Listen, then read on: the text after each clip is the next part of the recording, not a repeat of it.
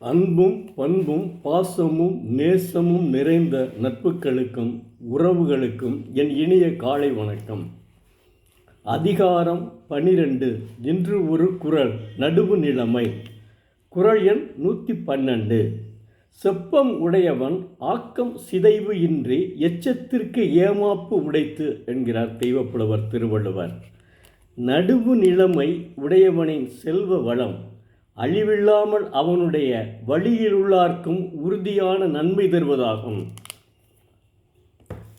தெய்வப்புலவர் திருவள்ளுவர் எல்லாரிடத்திலும் வேறுபாடின்றி முறைமை தவறாது நடுவு நிலைமையோடு நடப்பவனினுடைய செல்வம் அழிந்து போகாமல் அவனது சந்திக்கும் உதவக்கூடியதாக அவனது சந்ததிக்கும் உதவக்கூடியதாகும் என்று பதிவு செய்துள்ளார்.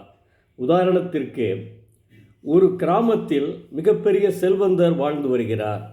அவர் நீதி தவறாத ஒரு செல்வந்தர். ஒரு இருவருக்கும் இடையே வரப்பு சம்பந்தமாக சண்டை வருகிறது.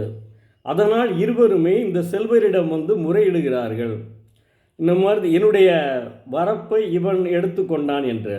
இவர் என்ன செய்கிறார் என்றால், தன்னுடைய வேலைகளை விட்டுவிட்டு அந்த வயலுக்கு சென்று சரியாக பார்த்து நீதி தவறாமல் சரியான நீதியை சொல்லி இருவருக்கும் சண்டை செய்யாமல் பார்த்து விடுகிறார்.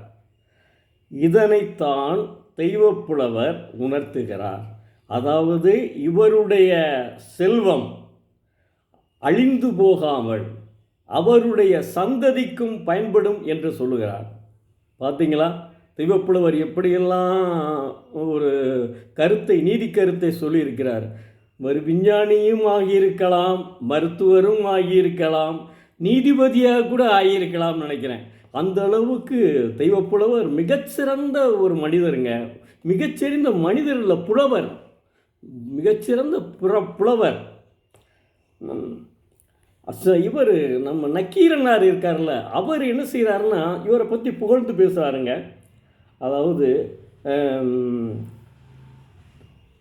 நக்கீரனார் தானே முழுதுணர்ந்து தன் தமிழ் வெண்குரலால் ஆனா அறமுதலா அந்நான்கும் ஏனோருக்கு ஊழின் உழைத்தார்க்கும் ஒன்னீர் முகிலுக்கும் வாழி உலகு என் ஆற்று மற்று என்று திருவள்ளுவரை புகழ்ந்து பாராட்டியுள்ளார். நக்கீரனார்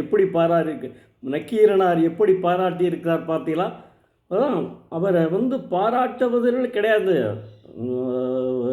நகைச்சுவை தென்றல், நகைச்சுவை திலகம், ஒரு ஏகப்பட்ட நமக்கு நகைச்சுவை மன்றத்தினுடைய தலைவர் ஞானசம்பந்தர் அவர்கள் சின்னத்திரையினுடைய புகழ் இன்றைக்கும் நீங்கள் பார்த்து கொண்டிருக்கிற சின்னத்திரையில் சிங்கப்பெண்ணினுடைய கதாநாயகி அவருடைய அப்பனாக வருவார்.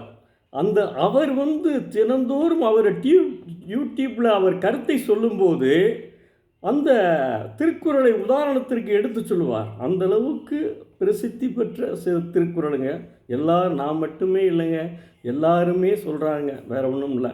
ஆனால் அதனால் நான் சொல்கிறேன், தினமும் ஒரு குறள் படியுங்கள். நன்றி, வணக்கம். நாளை மீண்டும் பார்ப்போம்.